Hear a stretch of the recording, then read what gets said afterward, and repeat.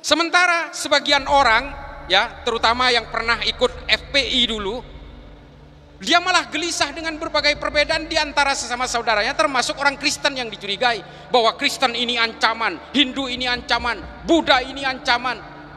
Ketika ada gereja membagi-bagi sembako dicurigai, ini kristenisasi. Pak, ancaman terhadap agama-agama hari ini bukan agama yang lain, tapi ateisme, Pak. Dan kita tidak ada yang berdaya melawan Stephen Hawking ataupun Richard Dawkins. Enggak ada, Pak. Ulama kita semua diam. Karena ulama kita lebih sibuk berdiskusi dan berdebat soal dalil-dalil yang tidak pernah berhenti. Isu-isunya recehan, Pak. Saya jadi mikir, kemana ulama Islam dari dulu kok nggak pernah menyuarakan ini untuk melawan pemikiran-pemikiran ateisme? Saya tanya, di sini jual buku Muslim nggak? Tentang Islam nggak? Dia bilang, ada. Ada yang pernah beli? Nggak ada katanya. Dikeluarin itu udah berdebu, Pak. Pas saya buka itu kretek. Nggak pernah ada yang beli satupun. Ternyata buku ini permata buat saya, Pak. Dari ujung perjalanan Allah memberi saya jalan, Pak. Silahkan lakukan hukum syariah secara pribadi, silahkan dalam beragama. Ketika keluar rumah nemu lampu merah, lampunya merah, sampean berhenti, Pak. Itu hukum negara, bukan hukum agama. Sampean tunduk kepada aturan negara karena sampean punya Pancasila. Silahkan, Pak, sampean mau menganut agama apapun, silahkan. Sampean mau menganut hukum syariah di rumah, silahkan, Pak. Sampean kalau di rumah mau mengharamkan orang tahlilan, ya silahkan, Pak. Biarlah yang tahlilan tetap tahlilan, saya juga ikut tahlilan. Silahkan. Tapi ketika keluar dari rumah, jangan menghakimi orang sebagai calon penghuni neraka dan jangan mengkafir-kafirkan orang yang berbeda dengan sampean. Itu kuncinya. Kita tidak boleh jumawa, tidak boleh sombong karena agama yang kita peluk, Pak. Jangan mudah menghakimi orang karena berbeda, jangan mudah mengkafirkan orang karena berbeda, jangan kemudian karena saya ziarah kubur kemudian saya dikafirkan. Jangan kemudian karena saya maulidan saya dianggap ahlul bid'ah lalu saya masuk neraka. Sejak kapan sampean diberi mandat oleh Allah untuk menghitung dosa orang lain? Ada petugasnya, Pak. Allah memiliki kalkulatornya sendiri. Paham-paham radikal, nih, tolong catat. Paham-paham radikal semuanya mengharamkan Pancasila. Soheh ini, Pak. Mau bicara yang mana? Mau berbicara tentang Wahabi Salafi, saya pastikan mereka mengharamkan Pancasila. Di sini kalau ada yang berpaham Wahabi Salafi, pasti mengharamkan Pancasila. Mengapa? Karena Pancasila dianggap aturan buatan manusia. Ini postulat dasarnya. Kalau mereka hari ini belum secara tegas mengharamkan Pancasila, mereka masih berpura-pura, Pak. Tujuannya adalah politik. Makanya nggak heran kalau kemudian orang-orang yang mengharamkan Pancasila ini akan menyuarakan tegaknya khilafah. Tegak, tolong diingat-ingat. Mengapa sih Rasulullah ini katanya pemimpin orang Islam, hijrah dari Madinah karena ingin menyebarkan Islam, ingin membuat pemerintahan Islam, ingin membuat negara Islam, tapi ngapain kok masih membuat piagam Madinah? Isinya apa? Piagam Madinah ini, Sohifatul Madinah ini, apa isinya? Mengatur persamaan hak dan kewajiban dari semua penganut agama dan suku-suku yang berbeda di Madinah. Apakah ini berdasarkan ayat? Enggak ada, Pak. Ini murni idenya Rasulullah beserta para sahabat untuk mengatur supaya orang di Madinah yang berbeda-beda suku dan berbeda-beda agama itu memiliki hak dan kewajiban yang setara. Mukhairik, kamu udah gila apa, kata istrinya. Ini hari Sabat, keluar rumah aja tidak boleh, apalagi untuk berperang. Tapi kata Mukhairik apa? Saya akan membantu Muhammad karena Madinah sedang diserang oleh orang Mekah. Kita harus berjuang bersama Muhammad. Karena apa? Karena kita bisa hidup nyaman di Madinah berkat kepemimpinannya Muhammad. Tolong diingat-ingat. Dari piagam Madinah itu Rasulullah ingin mengingatkan semua kepada kita nih. Wabil khusus kepada yang beragama Islam. sebagai orang Islam, saya menganggap agama saya yang paling benar sebagai orang Islam. Pasti Pak. Tapi untuk menganggap bahwa agama kita itu yang paling benar, kita tidak harus menganggap agama orang lain pasti salah. Enggak juga, enggak harus begitu. Untuk menganggap istri saya cantik, saya tidak harus menjelek-jelekan istri orang lain. Wes, itu aja prinsipnya. Jejaring dari kesamaan sosial dan politik. Tidak perlu ayat dari Allah kalau untuk ini. Kata Ibnu Khaldun, ini hanya persoalan kesepakatan bersama. Sama seperti yang dilakukan oleh Rasulullah ketika membuat piagam Madinah. Tapi kenapa tiba-tiba kok ada ajaran baru masuk yang petentang-petenteng mengatakan tegaknya khilafah, kita tegakkan daulah khilafah, tiba-tiba mengharamkan Pancasila. Ini dari mana pemikirannya? Kecuali orang-orang khawarij, orang-orang munafik yang mengharamkan bank tapi masih menggunakan uang kertas untuk makan, yang masih menggunakan fasilitas negara, menggunakan fasilitas Pancasila, dan masih memakan produk-produk bank. Ya, ini munafik. Pancasila ini tidak bertentangan dengan agama, Pak. Inilah yang disebut dengan piagam Madinah pada era hari ini di Indonesia. Makanya para ulama langsung sepakat. Bahkan para ulama menolak piagam Jakarta yang meminta supaya hukum syariah ada di dalam salah satu pasalnya. Pertanyaannya, kalau syariah itu dicantumkan di dalam Pancasila, kita nggak usah berpikir soal orang Kristen, orang Hindu, orang Buddha dulu, Pak. Kalau syariah itu ada di dalam pasal di Pancasila, syariah versinya siapa, saya mau tanya? Syariah versinya Muhammadiyah dan NU aja beda kok. Nah, kalau Pancasila sebagai asobiyah, sebagai piagam Madinahnya Al-Indonesia ini kemudian tidak kita bisa jaga, maka kelompok Khawarij lah yang nanti akan berkuasa. Kalau nggak ada Pancasila, Pak, Indonesia ini, coba bayangkan 17.000 pulau, Pak, ada 700 bahasa, ada 750 suku yang berbeda-beda, ada puluhan agama beserta sekte-sektenya, Pak. Indonesia sampai hari ini masih menjadi negara yang utuh yang bernama Negara Kesatuan Republik Indonesia. Pak, kalau Indonesia ini ada di Arab, mungkin udah pecah jadi 5 negara, Pak. Jadi kalau ada orang yang mengharamkan Pancasila, ya udah, itu pengkhianat negara. Wes, gitu aja, simple itu.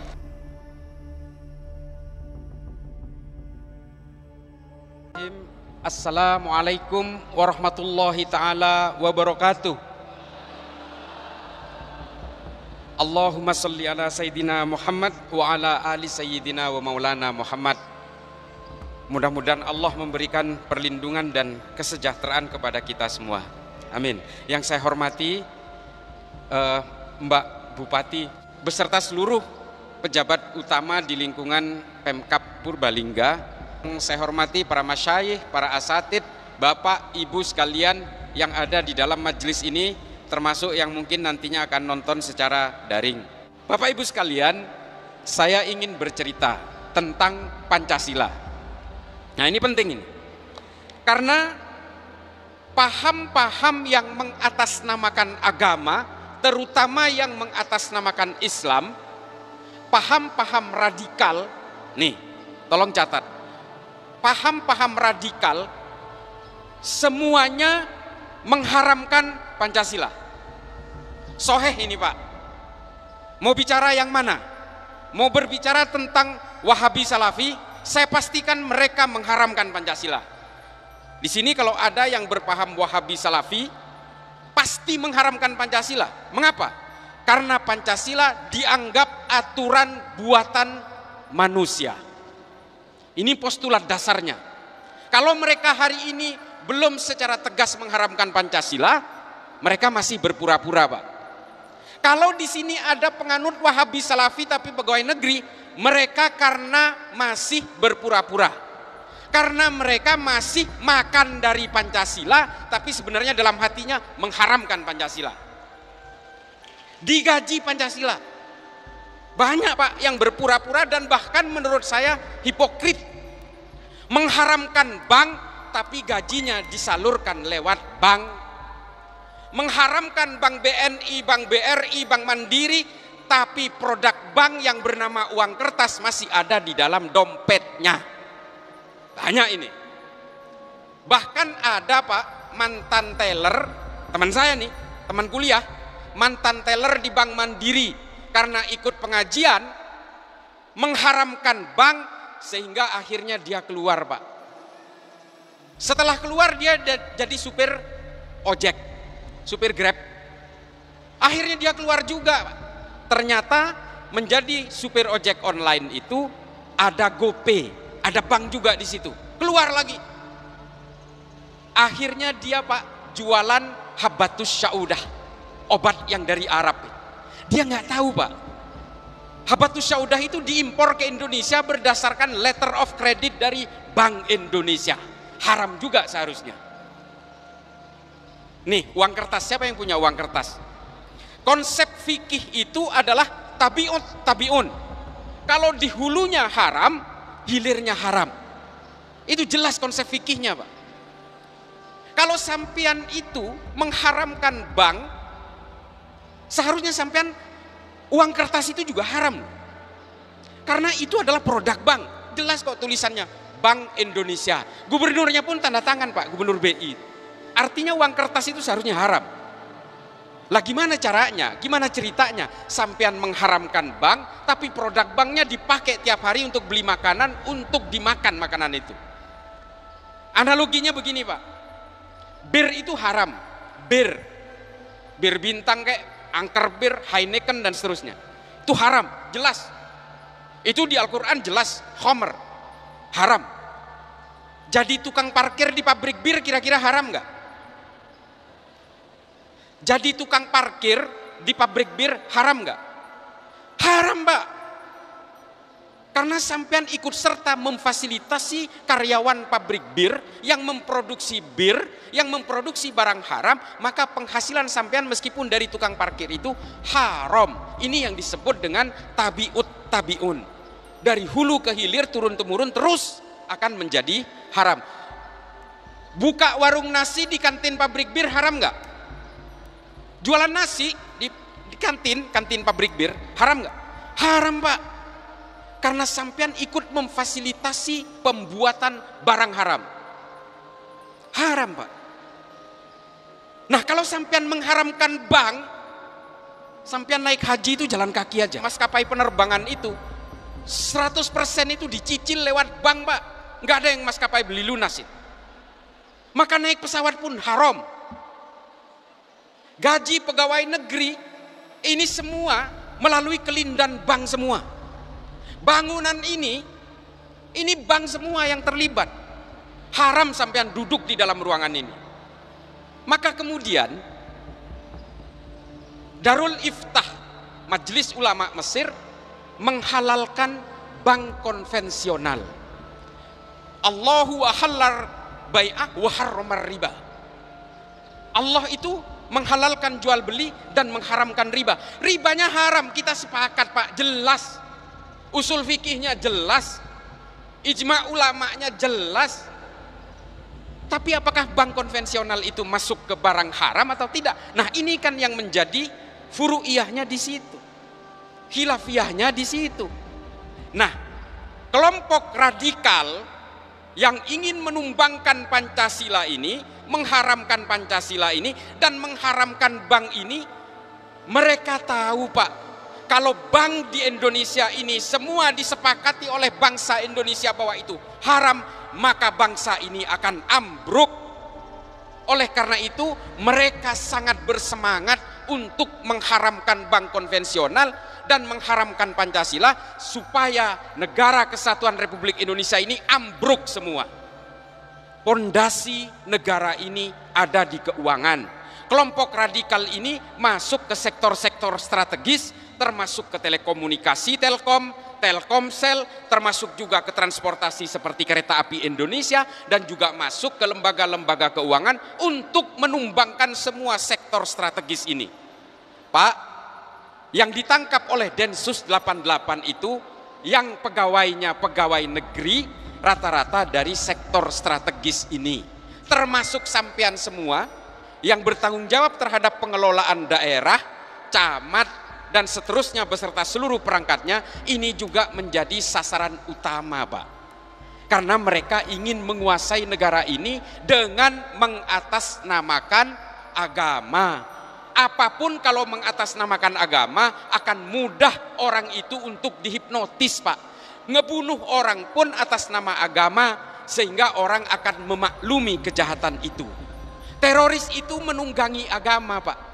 Supaya apa? Supaya kejahatannya terlihat terhormat. Supaya kejahatannya berkesan direstui oleh Tuhan. Ini adalah pola lama, Pak. Padahal tujuan mereka adalah ingin menguasai negara ini. Tujuannya adalah politik. Makanya nggak heran kalau kemudian orang-orang yang mengharamkan Pancasila ini akan menyuarakan tegaknya khilafah, tegaknya daulah khilafah, karena memang mereka tujuannya itu politik.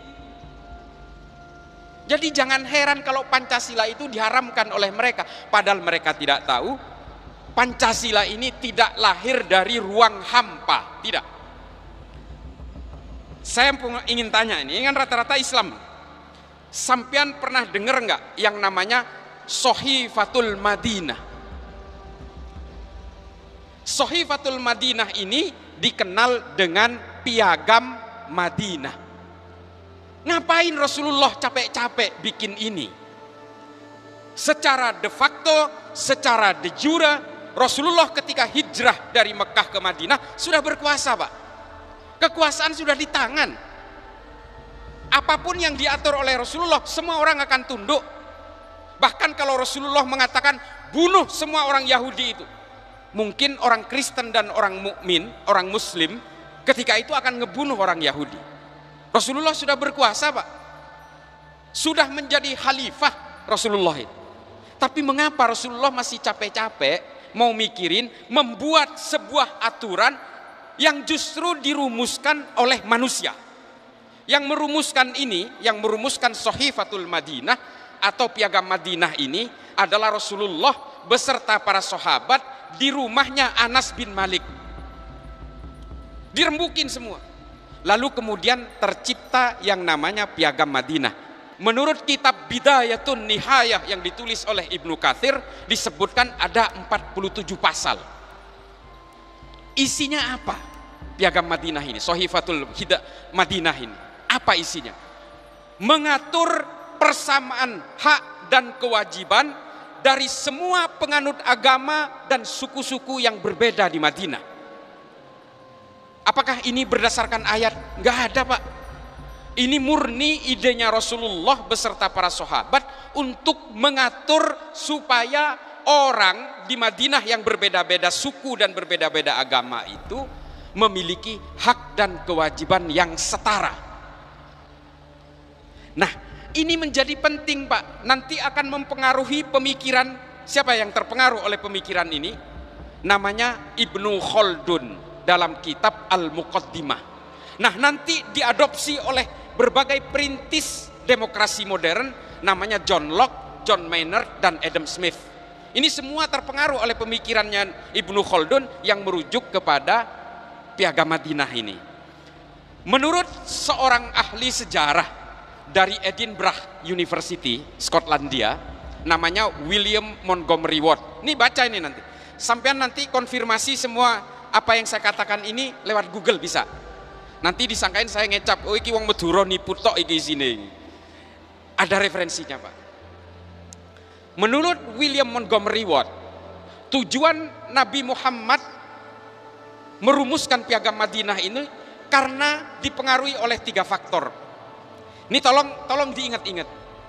Mengapa sih Rasulullah ini katanya pemimpin orang Islam, hijrah dari Madinah karena ingin menyebarkan Islam, ingin membuat pemerintahan Islam, ingin membuat negara Islam, tapi ngapain kok masih membuat Piagam Madinah?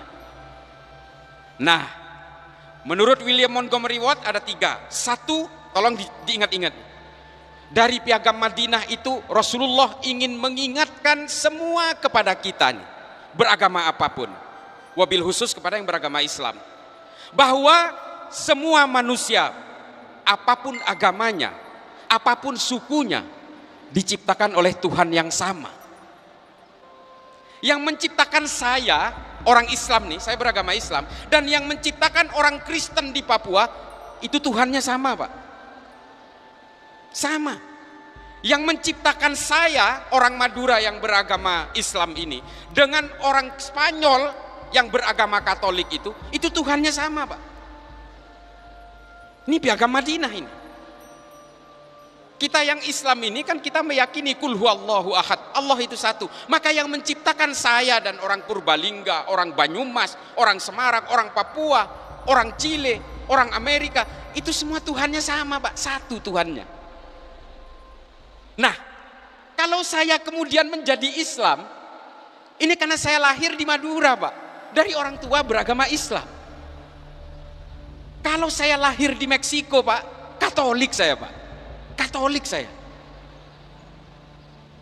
Karena agama yang kita peluk ini mengikuti agama orang tua yang melahirkan kita. Ini kita tidak bicara tentang proses transformasi agama. Kita tidak bicara hidayah di sini. Kita berbicara tentang takdir-takdir kelahiran dan keimanan. Piagam Madinah, Rasulullah menyadari ini. Maka kemudian kita tidak boleh jumawa, tidak boleh sombong karena agama yang kita peluk, Pak. Jangan mudah menghakimi orang karena berbeda, jangan mudah mengkafirkan orang karena berbeda, jangan kemudian karena saya ziarah kubur kemudian saya dikafirkan, jangan kemudian karena saya maulid dan saya dianggap ahlul bid'ah lalu saya masuk neraka. Sejak kapan sampean diberi mandat oleh Allah untuk menghitung dosa orang lain? Ada petugasnya, Pak. Allah memiliki kalkulatornya sendiri. Oleh Nabi Muhammad kita itu diajari untuk tidak gelisah oleh berbagai perbedaan. Ada sebuah kitab, Pak, ditulis oleh seorang ahli bedah dari Mesir. Namanya Roghib As-Sirjani. Nama kitabnya Uhwatul lil Alamin Man Huwa Rasulullah. Saya udah baca ini. Menceritakan bagaimana sifat Rasulullah yang betul-betul menghargai kemanusiaan. Rasulullah tidak pernah sibuk menghitung dosa orang lain. Mentang-mentang sampean udah mengharamkan musik, lalu sampean menganggap orang yang masih bermain musik itu akan masuk neraka. Itu artinya sampean menyulap diri Anda sebagai Tuhan-Tuhan kerdil. Kalau kata Jalaluddin Rumi, Pak, dalam Fihi Ma Fihi, penyakit manusia itu hanya satu saja. Apa? Merasa paling, Pak. Merasa paling alim, merasa paling pinter, merasa paling ahli ibadah, merasa paling cerdas, merasa paling kaya. Ini penyakit manusia ini. Nah, kita beragama ini tidak dituntut untuk menjadi merasa paling. Di dalam agama itu ada adab, Pak. Apa adab itu? Menyangkut perilaku kita sendiri terhadap diri kita sendiri. Makanya disebut adab masuk kamar kecil, adab ketika kita tidur, karena ini menyangkut kita. Tapi jangan salah, ada akhlak. Akhlak itu apa? Menyangkut kelakuan kita dengan orang lain. Rasulullah mewariskan Islam ini dengan DNA hanya dua, akhlak dan rahmat. Makanya sampean, termasuk saya ini, jangan terlalu sibuk untuk menghitung dosa orang lain. Jangan, Pak. Menyampaikan kebaikan harus, tapi yo nggak usah ngitung dusoni wong liya, nggak usah wes. Jangan gelisah oleh perbedaan. Sampean kalau ke Mekah, Pak, cara sholat orang itu berbeda-beda. Dan mereka semua mengaku Islam dan semuanya mengaku paling benar. Semua itu. Ada yang begini, ada yang begini. Ada yang sholat sambil baca HP. Ada yang sholat sambil gendong anak, sambil nyusuin anak. Macam-macam, Pak. Dan semuanya itu mengaku paling Islam dan mengaku paling benar. Saya sebagai orang Islam, saya menganggap agama saya yang paling benar sebagai orang Islam. Pasti, Pak. Tapi untuk menganggap bahwa agama kita itu yang paling benar, kita tidak harus menganggap agama orang lain pasti salah. Enggak juga, enggak harus begitu.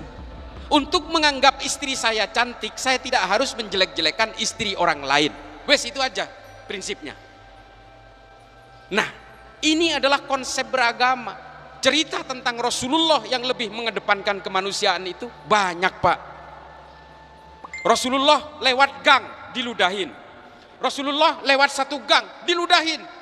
Lewat gang lagi diludahin. Setiap hari ketika melewati gang itu Rasulullah diludahin. Sehingga suatu hari lewat Rasulullah nggak ada yang ngeludahin. Rasulullah tanya kepada sahabat, tumben nih nggak ada yang ngeludahin. Kemana ini? Lalu sahabat berkata kepada Rasulullah, ya Rasulullah, yang meludahi Rasulullah setiap hari itu sekarang sedang sakit. Lalu Rasulullah mengajak para sahabat, ayo kita jenguk dia. Sehingga kemudian oleh Rasulullah, orang Yahudi yang sedang sakit ini didoakan supaya segera sembuh. Setelah sembuh apa Pak? Orang ini meminta kepada Rasulullah untuk disyahadatkan, masuk Islam. Ini orang Yahudi. Nah, itu loh cara Rasulullah menyebarkan kebaikan melalui agama. Bukan seperti sekarang Pak. Bentar-bentar kafirin orang, bentar-bentar menghakimi orang, bentar-bentar dikatakan orang yang berbeda akan masuk neraka. Nggak usah. Nah, lalu kemudian, ini tadi yang pertama ya, bahwa Rasulullah lewat piagam Madinah ingin menetapkan bahwa semua manusia, apapun agamanya, apapun sukunya, diciptakan oleh Tuhan yang sama. Yang kedua, menurut Rasulullah, piagam Madinah ini diperlukan supaya apa? Semua manusia, apapun agamanya, apapun sukunya, dilahirkan dengan harga diri yang sama. Kalau kita baca 47 pasal dari piagam Madinah, itu menyangkut penghargaan terhadap masing-masing manusia karena semua manusia memiliki harga diri yang sama. Bu Bupati, Pak Wakil Bupati, saya, panjenengan, ajudan saya, satpam, tukang jualan bakso, tukang warung, semua dilahirkan dengan harga diri yang sama. Kalau ada yang melukai Bu Bupati, setidaknya keluarganya akan menangisi. Meskipun mungkin bukan keluarga saya yang menangisi, tapi kalau saya yang dilukai, keluarga saya akan menangisi saya. Semua manusia memiliki lingkungan dengan harga dirinya masing-masing. Maka kemudian Rasulullah membuat ketetapan di dalam piagam Madinah itu, diminta kepada semua masyarakat Madinah untuk menghargai harkat dan martabat semua manusia yang ada di Madinah, apapun agamanya, apapun sukunya. Sama Pak. Lalu kemudian yang ketiga, intisari dari piagam Madinah menurut William Montgomery Watt itu adalah semua manusia, apapun agamanya, apapun sukunya, sepanjang dia berdiam di dalam satu negara yang bernama Madinah, mereka memiliki hak dan kewajiban yang sama. Nah, ini intisari dari piagam Madinah itu Pak. Makanya ada seorang ustadz yang selalu mengkampanyekan khilafah mengatakan bahwa membela tanah air tidak ada dalilnya di dalam Islam. Saya protes ini. Mungkin ada yang tahu, mungkin ada yang belum tahu. Korban perang Uhud itu salah satunya adalah orang Yahudi Pak, bukan orang Islam. Namanya Mukhairik ibnu Ta'labah dari Bani Koinuka. Perang Uhud itu terjadi hari Sabtu Pak. Kejadiannya hari Sabtu.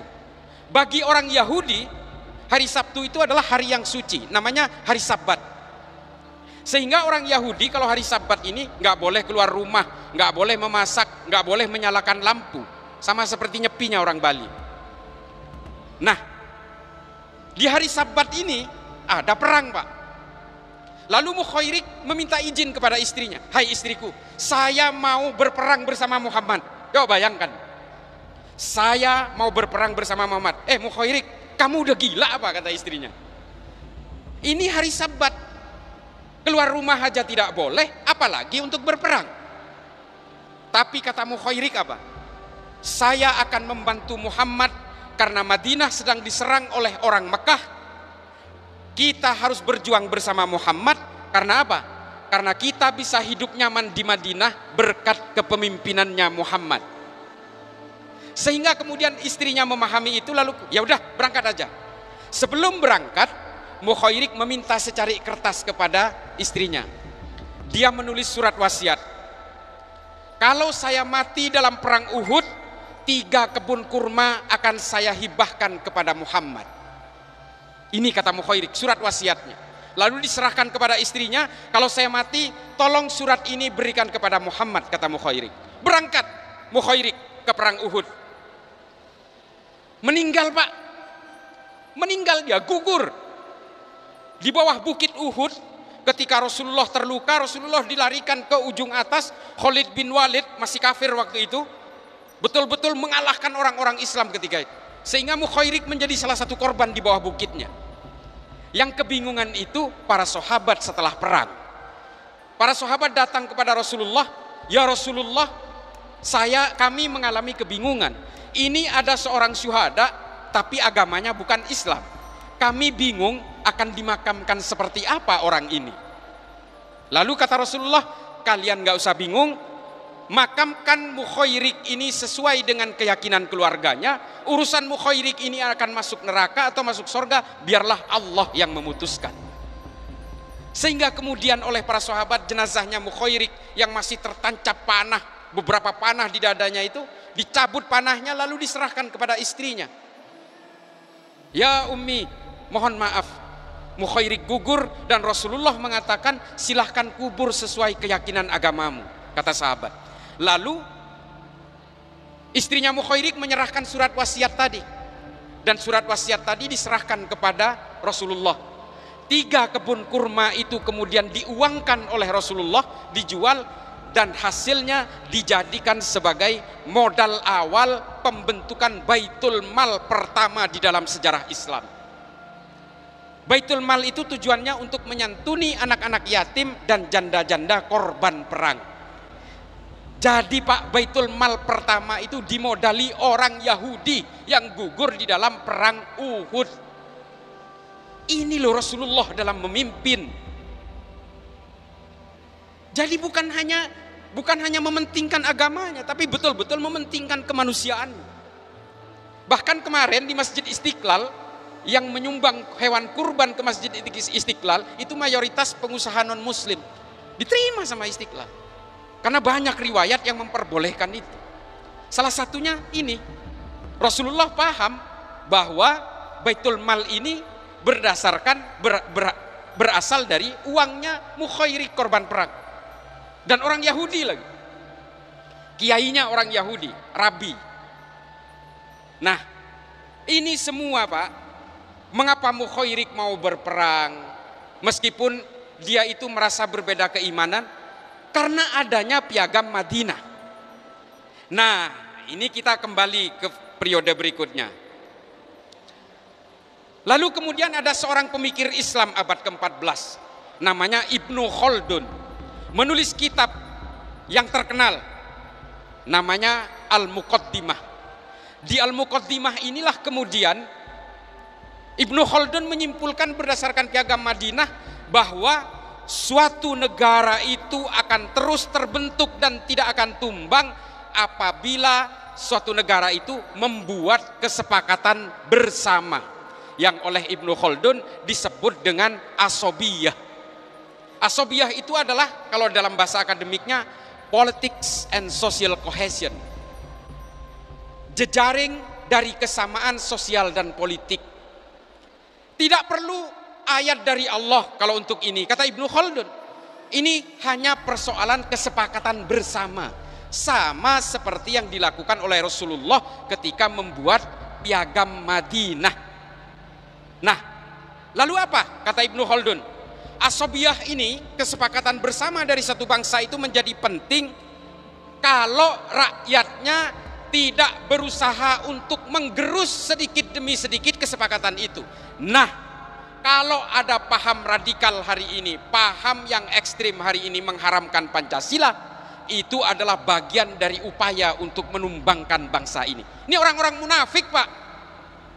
Apalagi ASN masuk ke kelompok ini mengharamkan Pancasila. Munafik. Masih makan dari Pancasila Pak masalahnya. Yang mengatakan munafik itu mungkin saya. Tapi Ibnu Khaldun mengatakan kalau ada rakyat di suatu negara yang mengkhianati kesepakatan bersamanya, dia itu adalah orang-orang munafik. Bahkan lebih kejam lagi Ibnu Khaldun, bukan hanya munafik, ini adalah orang-orang Khawarij yang telah menghalalkan darahnya Ali dan telah menghalalkan darah keturunan Rasulullah. Ini kata Ibnu Khaldun. Lebih kejam lagi Pak Ibnu Khaldun kalau saya bilang munafik. Karena apa? Nah ini, ketika Pancasila ini lahir dirumuskan oleh Bung Karno dari ND Flores sana, lalu kemudian dilemparkan ke forum oleh Bung Karno bahwa ini adalah falsafah dasar negara kita. Mengapa sih kok para pendeta, para nasionalis, termasuk para ulama seperti Mbah Wahid Hasyim kok bisa setuju dengan kesepakatan ini? Karena dasarnya dari asobiyah Pak. Jadi asobiyah ini bukan istilah baru di dalam Islam. Piagam Madinah ini bukan sejarah baru di dalam Islam. Semua kitab sejarah, risalah-risalah Rasulullah mencatat ini. Ibnu Athir, Ibnu Kathir, Al-Mas'udi, Imam At-Tabari, Imam As-Suyuti, semua menceritakan tentang ini. Tapi kenapa tiba-tiba kok ada ajaran baru masuk yang petentang-petenteng mengatakan tegaknya khilafah, kita tegakkan daulah khilafah, tiba-tiba mengharamkan Pancasila? Ini dari mana pemikirannya? Kecuali orang-orang Khawarij, orang-orang munafik yang mengharamkan bank tapi masih menggunakan uang kertas untuk makan, yang masih menggunakan fasilitas negara, menggunakan fasilitas Pancasila, dan masih memakan produk-produk bank. Ya ini munafik. Pancasila ini tidak bertentangan dengan agama Pak. Inilah yang disebut dengan Piagam Madinah pada era hari ini di Indonesia. Makanya para ulama langsung sepakat. Bahkan para ulama menolak Piagam Jakarta yang meminta supaya hukum syariah ada di dalam salah satu pasalnya. Pertanyaannya, kalau syariah itu dicantumkan di dalam Pancasila, kita nggak usah berpikir soal orang Kristen, orang Hindu, orang Buddha dulu Pak. Syariah versinya Syiah dan Sunni saja beda kok. Belum bicara Ahmadiyah dan seterusnya. Maka kemudian yang menjadi penting adalah universalism dari berbagai pasal yang ada di dalam Pancasila ini. Makanya kemudian Pak, hasil pemikiran dari Ibnu Khaldun dalam Al-Muqaddimah ini diambil oleh banyak pemikir politik dan ahli sosial dunia. Salah satunya yang ngambil adalah tokoh komunisme yang bernama Karl Marx. Karl Marx ini nulis buku namanya Das Kapital. Kutipan yang diambil teori ekonomi tentang aliran modal dari pusat ke bawah yang sifatnya desentralisasi dan sentralisasi ekonomi itu diambil dari pemikirannya Ibnu Khaldun. Bapak demokrasi modern seperti John Locke, John Maynard itu juga mengakomodasi pemikiran Ibnu Khaldun untuk demokrasi modern hari ini. Ahli kapitalisme namanya Adam Smith juga ngambil dari teori asobiyah ini untuk membuat kesetaraan sosial dan menghilangkan dan meminimalisir kesenjangan sosial. Nah ini ngambilnya dari teori ini, dari Al-Muqaddimah dan Al-Ibar namanya, kitabnya Ibnu Khaldun ini. Jadi Pancasila ini bukan hasil kreasi kaleng-kaleng, bukan hasil kreasi kaleng-kaleng Pak. Nah persoalannya, ideologi-ideologi radikal transnasional termasuk Hizbut Tahrir, Ikhwanul Muslimin, kelompok-kelompok yang ingin menunggangi agama untuk merubuhkan negara ini tahu bahwa yang menyatukan bangsa ini adalah asobiyah yang bernama Pancasila. Sehingga apa? Ketika mereka masuk pertama ke Indonesia, dia langsung membuat fatwa Pancasila haram. Setelah itu muncul Pak perintilan-perintilan, musik haram, wayang haram, ini terus bank konvensional haram. Memangnya bank syariah itu gimana coba saya mau tanya? Memang bank syariah itu murni syariah? Enggak juga Pak. Induknya tetap bank konvensional Pak. Memang BCA syariah itu lembaga yang terpisah dengan BCA biasa. Modal awalnya dari BCA konvensional Pak.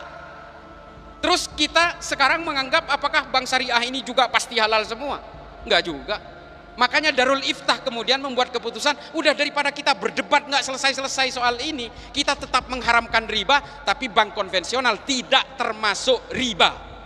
Ini Majelis Ulama Mesir. Sekarang Pak, Saudi yang berpuluh-puluh tahun mengharamkan bank konvensional, Dulu itu saya naik haji tahun 97 Pak. Satu-satunya bank di Saudi itu namanya Al-Raji.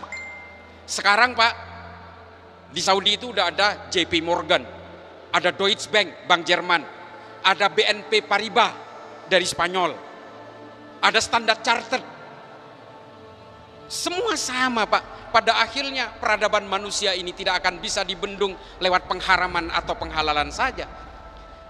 Tapi bukan berarti peradaban manusia harus mengalah terhadap agama harus mengalah terhadap peradaban manusia.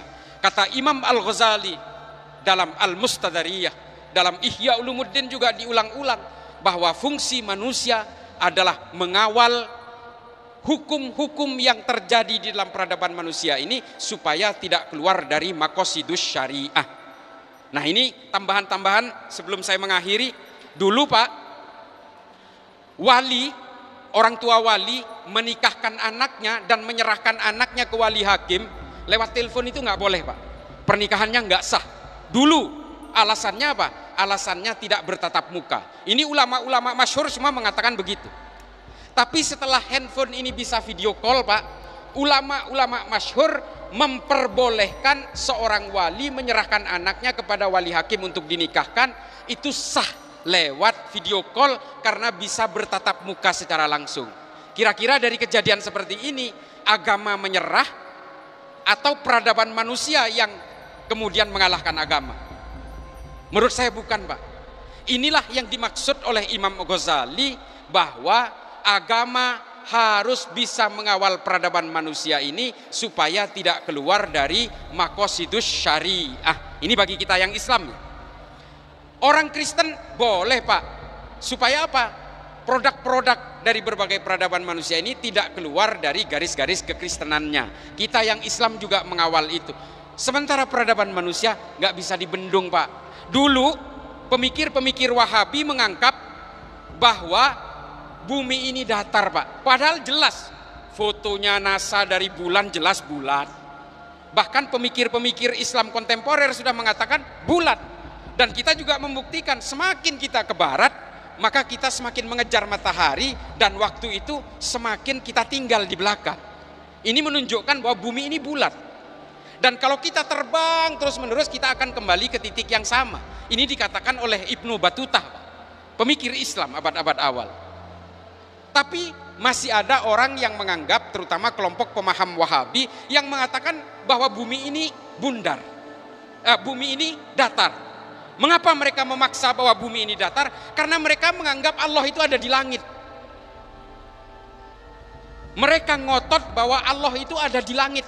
Sehingga apa? Mereka juga ngotot bahwa bumi ini datar. Kalau bumi ini bulat, maka ketentuan dia bahwa Allah itu ada di langit akan gugur Pak. Makanya mereka ngotot bumi harus datar, Allah harus ada di langit. Nah, ini pemahaman Wahabi yang sampai hari ini sangat ambigu. Saya nggak bisa nerima itu. Artinya begini loh, kita beragama ya boleh Pak. Beragama itu berdasarkan dogma. Percaya nggak percaya harus percaya. Tapi tetap juga harus menggunakan akal Pak. Kalau sudah jelas gambar buminya bulat, foto-foto mengatakan bulat, pembuktian kita itu juga mengatakan bumi itu bulat. Masa kita harus maksa bahwa ini datar gitu loh. Nah, ini kan bertentangan dengan keilmuan-keilmuan. Maksud saya Pak, peradaban manusia ini harus membawa kita untuk cara berpikir. Yang paling terakhir, karena saya harus ke Wonosobo Pak, besok pagi ada acara di Wonosobo. Saya minta Bapak Ibu sekalian, yang paling terakhir, kehidupan berpancasila dan juga piagam Madinah ini merupakan penangkal. Itulah kenapa Pak, Khawarij pada zaman Rasulullah itu nggak bisa lahir. Padahal promotor berdirinya Khawarij itu sudah ada pada zaman Rasulullah. Sudah ada Pak. Yang protes kepada Rasulullah dan menuduh Rasulullah tidak berbuat adil, itu adalah pelopornya Khawarij. Sudah ada, tapi mengapa Khawarij nggak bisa besar? Karena ada piagam Madinah Pak. Ketika piagam Madinah ini tidak dilaksanakan lagi, Rasulullah wafat, orang-orang Kristen dan orang Yahudi sudah tidak betah karena Rasulullah wafat, kemudian mereka pindah ke Libanon dan ke Suriah, hingga akhirnya pada zaman Sayyidina Ali lahirlah Khawarij karena piagam Madinah sudah tidak dilakukan lagi oleh pemimpin-pemimpin sesudah Rasulullah. Nah, kalau Pancasila sebagai asobiyah, sebagai piagam Madinahnya Al-Indonesia ini kemudian tidak kita bisa jaga, maka kelompok Khawarij lah yang nanti akan berkuasa. Suatu saat nanti ASN-ASN semua ini akan menjadi Khawarij semua kalau tidak bisa menjaga Pancasila, Pak. Nah, ini sebenarnya saya, meskipun saya NU ya, kita itu nggak gelisah, Pak. Celana cingkrang ya silahkan aja, berjenggot sampai ke pusar juga nggak apa-apa. Tapi ketika itu melawan aturan-aturan kepegawaian negara, ya nggak usah maksa, Pak. Ikuti aturan, panjangkan celananya, cukur jenggotnya. Aneh, Pak, tentara jenggotnya panjang, celananya dicingkrangin. Itu kan melawan aturan seragam namanya. Dan itu aturan negara. Gimana sampean mau maksa celana sampean cingkrang dan jenggotnya dipanjangin, sementara ada aturan-aturan melekat karena Anda masih makan dari Pancasila. Jangan munafik lah. Silahkan pakai cingkrang itu kalau sampean nggak berseragam. Insya Allah sampean nggak masuk neraka karena pakai seragam Korpri harus cingkrang juga. Nggak, insya Allah. Allah lebih menyukai kemaslahatan. Dan Allah juga ingin menjaga asobiah kita. Pancasila ini betul-betul menjadi masterpiece, Pak. Coba bisa bayangkan, ini yang paling terakhir ingin saya sampaikan. Kalau nggak ada Pancasila, Pak, Indonesia ini, coba bayangkan, 17.000 pulau, Pak. Ada 700 bahasa, ada 750 suku yang berbeda-beda, ada puluhan agama beserta sekte-sektenya, Pak. Indonesia sampai hari ini masih menjadi negara yang utuh yang bernama Negara Kesatuan Republik Indonesia. Pak, kalau Indonesia ini ada di Arab, mungkin udah pecah jadi 5 negara, Pak. Coba bayangkan itu, seupil Yaman itu jadi Yaman Utara, Yaman Selatan. Seupil Sudan akhirnya menjadi pecah Sudan Utara dan Sudan Selatan. Monaco, Liechtenstein, Luxembourg. Ini kan negara perintil-perintil, Pak. Bahkan negara terbesar di Eropa yang namanya Yugoslavia pada tahun 91 tidak bisa utuh lagi, Pak. Hanya karena apa? Karena mereka ingin merdeka masing-masing berdasarkan agama dan sukunya. Muncul Serbia, ada Slovakia, ada Bosnia Herzegovina, ada Czech Republik. Pecah, Pak. Jadi 7 negara bagian Yugoslavia itu. Indonesia ini, coba bayangkan, dari Sabang sampai Merauke itu ada 17.000 pulau. Yang menyatukan kita ini apa semua? Agama? Enggak, agamanya berbeda-beda. Bahasa Indonesia. Orang itu di pedalaman itu enggak ada yang pakai bahasa Indonesia. Apa yang menyatukan itu? Ya Pancasila, Pak. Bahasa Indonesia ini adalah faktor berikutnya, faktor sekundernya yang menjadi penghantar secara universal. Tapi yang menyatukan kita semua ini apa? Bahasa, apa suku? Enggak, Pancasila, persatuan Indonesia. Nah, ini yang membuat Madinah itu menjadi negara beradab dan tidak bercerai-berai ketika zamannya Rasulullah, karena ada Pancasilanya Madinah ketika itu yang bernama Piagam Madinah itu. Jadi kalau ada orang yang mengharamkan Pancasila, ya udah, itu pengkhianat negara. Wes, gitu aja, simple itu. Saya kira itu ya, mudah-mudahan ini, mohon maaf, ada tanya jawab nggak? Nggak ada ya? Wah, nanti malah ribet nanti. Lanjut aja, lanjut. Nah, kalau memang lanjut, mungkin saya akan nyempilin sedikit, Pak. Satu aja, saya mau cerita. Saya ini kan sudah datang ke berbagai negara, Pak. Mungkin hampir 5 benua sudah saya datangi, terutama negara yang berkonflik. Saya tercatat 2 tahun sebagai penasehat pemerintahan Somalia untuk anti terornya. 2 tahun, Pak. Jadi kontraknya 1 tahun, diperpanjang lagi 1 tahun, kemudian menjadi 2 tahun. Sekarang saya juga terikat kontrak dengan pemerintah Filipina, menjadi advisory board, semacam penasehat untuk gerakan anti teror di Filipina. Yang Somalia udah selesai. Saya kemarin itu datang ke negara-negara Arab, Pak, ke Timur Tengah dan juga ke Afrika Utara. Saya penasaran bukan hanya dalam persoalan terorisme. Saya penasaran dengan hasil survei yang saya baca bahwa tingkat ateisme paling tinggi hari ini di dunia itu justru di negara-negara Islam, dan terutama di Arab, dan terutama lagi di Arab Saudi. Saya penasaran dengan ini, Pak. Ternyata 5 dari 300 orang Saudi hari ini mengaku tidak percaya adanya Tuhan. Ateis, Pak. Dan ada satu buku yang ditulis oleh seorang ahli ateis namanya Daniel Dennett. Dia menulis tentang Tuhan ciptaan manusia.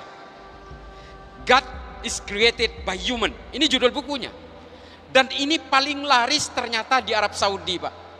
E-booknya itu di-download kurang lebih oleh 3,5 juta orang Saudi.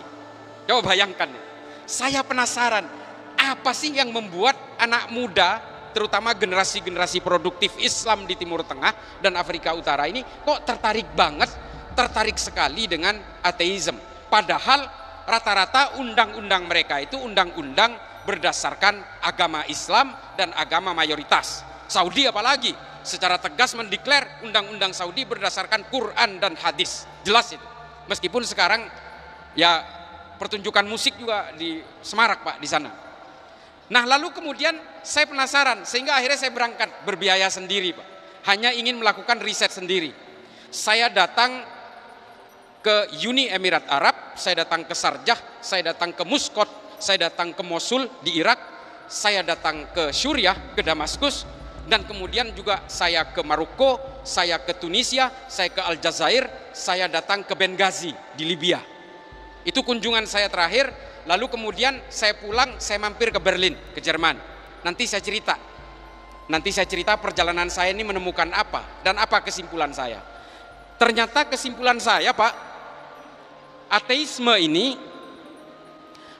ini ternyata akibat ulama-ulama kita lalai mengajarkan tentang akidah ketuhanan melalui ilmu pengetahuan. Ulama kita, Pak, lebih sibuk untuk berdebat dan berdiskusi soal recehan, Pak. Bagaimana cara meniduri istri yang sedang haid, itu yang dibahas terus. Bagaimana cara menyiasati istri kalau tidak setuju berpoligami, itu aja yang dibahas terus. Kita lalai terhadap ilmu pengetahuan, Pak. Ini yang paling penting. Ketika saya ke Sarjah, saya iseng melakukan riset pertama. Saya masuk ke toko buku, saya tanya, ya akhi, Mas, penduduk Sarjah ini berapa jumlahnya? 3.200, Pak. Oh, oke. Buku paling laris di toko buku ini apa? Lalu dia keluarkan, Pak. Ini, Pak. Ini yang beli berapa jumlahnya? Ya, kurang lebih sekitar 1.200 eksemplar. 3.100, Pak, yang beli 1.200. Artinya sudah hampir setengah. Coba bayangkan. Setelah saya lihat bukunya itu adalah buku yang ditulis oleh Stephen Hawking. Judul bukunya Black Hole and Big Bang Theory and the Baby of the Universes. Apa isi bukunya ini? Sampean nggak usah baca lah bukunya. Saya ceritakan aja isinya. Bahwa Tuhan itu nggak ada. Alam semesta ini tercipta dari sebuah ledakan besar yang disebabkan oleh hukum fisika yang bernama mekanika kuantum, quantum mechanics. Karena daya tarik listrik dari energi positif dan negatif, lalu kemudian menciptakan ledakan besar yang akhirnya menciptakan planet-planet. Ini yang disebut dengan Big Bang Theory. Oh, berarti mungkin yang menciptakan ledakan Tuhan. Tapi kata Stephen Hawking, bukan. Yang menciptakan ledakan besar ini adalah teori fisika dasar awal yang bernama quantum mechanics, mekanika kuantum. Kalau kalian memaksa bahwa Tuhan itu ada, Tuhan kalian itu adalah mekanika kuantum, kata Stephen Hawking. Kalian ini dibohongi oleh agama sejak dulu, karena akhirat itu juga nggak ada sebenarnya. Manusia mati jadi debu, ya udah selesai. Ini kata Stephen Hawking. Dan buku ini yang dibaca oleh orang rata-rata di Arab hari ini. Coba, Pak, gimana tuh caranya? Ilmu pengetahuan ini. Stephen Hawking ini adalah penganut Kristen taat yang kemudian karena dia lahir cacat, dia menggunakan teleskop Hubble dari kamarnya dan kemudian mengamati alam semesta dan akhirnya menemukan black hole, cikal bakal terciptanya mekanika kuantum itu. Apa yang mau kita ini? Kita mau kasih ayat, anak-anak ini dilawan Pak kita Pak. Kalau kita kasih ayat surat Hud misalnya, dilawan kita. Mereka udah nggak percaya Tuhan kok, malah mau dikasih dalil agama, mau dikasih ayat suci. Nggak bisa, mereka nggak terima. Lalu kemudian saya geser Pak ke Tunisia. Tunisia ini 99,9% penduduknya beragama Islam. 0,1%-nya itu adalah Yahudi dan Nasrani. Di sana ada katedral di pusat kotanya di Tunis. Saya kemudian melipir Pak, saya ngetes, saya nggak boleh ngetes Tunis nih. Karena di Tunis itu ada Zaitunah University, kampus besar yang mahasiswa kita juga banyak di sana. Sehingga saya ngetesnya ke kota kecil Pak, di perbatasan Aljazair. Nama kotanya itu Bofisha. Nah Tunis ini kan bekas jajahan Prancis. Saya iseng, ada toko buku. Toko buku ini namanya Le Librairie of Islam, kan bahasa Prancis kalau di sana. Lalu saya masuk. Saya masuk ya pakai bahasa Arab sekenanya. Ternyata orang ini nggak ngerti bahasa Arab. Orang Tunis Pak. Ya terpaksa pakai bahasa Prancis juga sekenanya. Lalu saya tanya, penduduk Bofisha ini berapa? Dia bilang penduduk Bofisha ini 2.300. Buku paling laris di Bofisha ini apa? Lalu dia berikan ke saya Pak. Ini yang paling laris di sini apa? Kira-kira berapa jilid yang laku? 1.700 Pak. Hampir seluruh kota itu beli buku ini. Buku ini ditulis oleh seorang ahli saraf dari Inggris namanya Richard Dawkins. Judul bukunya The God Delusion, angan-angan tentang Tuhan. Coba tuh. Di dalam buku ini Pak, saya udah baca sebenarnya. Saya ceritakan, tapi saya iseng juga beli karena saya belum pernah punya buku versi ini yang terjemahan Prancis. Saya beli juga sih. Meskipun buku ini akhirnya ketinggalan di pesawat. Akhirnya di dalam buku ini yang paling laris di Arab ini dikatakan bahwa Tuhannya manusia itu adalah urat saraf. Coba, jumlah urat saraf di dalam tubuh manusia itu hampir 2 juta. Kalau manusia itu lahir dengan urat saraf yang tidak komplit, maka dia akan lahir cacat. Kalau manusia normal ditebas lehernya, pasti mati. Karena urat saraf yang jumlahnya hampir 2 juta itu penghubungnya adalah leher. Antara otak dan sensor motorik itu semuanya simpulnya ada di leher. Maka manusia akan mati kalau ditebas lehernya. Jadi Tuhan manusia itu adalah urat saraf. Nah buku ini yang dibaca oleh anak muda Arab, sehingga anak muda Arab hari ini paling banyak yang terpapar oleh ateisme. Pertanyaannya, kita mau ngelawan mereka ini gimana caranya? Indonesia kalau ada yang melakukan sensus Pak, bahwa banyak orang yang keluar dari agamanya diam-diam karena tidak percaya adanya Tuhan, banyak Pak. Karena apa? Yang dibaca yang kayak gini coba. Sementara sebagian orang ya, terutama yang pernah ikut FPI dulu, dia malah gelisah dengan berbagai perbedaan di antara sesama saudaranya, termasuk orang Kristen yang dicurigai bahwa Kristen ini ancaman, Hindu ini ancaman, Buddha ini ancaman. Ketika ada gereja membagi-bagi sembako dicurigai, ini kristenisasi. Pak, ancaman terhadap agama-agama hari ini bukan agama yang lain, tapi ateisme Pak. Dan kita tidak ada yang berdaya melawan Stephen Hawking ataupun Richard Dawkins. Enggak ada Pak. Ulama kita semua diam. Karena ulama kita lebih sibuk berdiskusi dan berdebat soal dalil-dalil yang tidak pernah berhenti. Isu-isunya recehan Pak. Kalau kita selalu berdebat soal dalil Pak, maka seterusnya kita akan menempatkan Tuhan sebagai objek sengketa. Seterusnya akan begitu. Ternyata kuncinya Pak, kita terutama yang Islam ini sudah terlalu lama meninggalkan ilmu pengetahuan Pak. Padahal ilmu pengetahuan inilah yang pernah menjayakan Islam, bukan politik Pak. Islam ini gagal dalam politik, gagal total. Hampir 5 abad Pak, politik Islam itu menguasai Eropa. Yang disisakan apa sekarang? Gak ada. Masjid jadi gereja semua. Bahkan secara genetik satu pun tidak ada keturunan Islam di Eropa sampai hari ini. Hampir 5 abad, 7 keturunan Pak menguasai Eropa. Gagal Pak.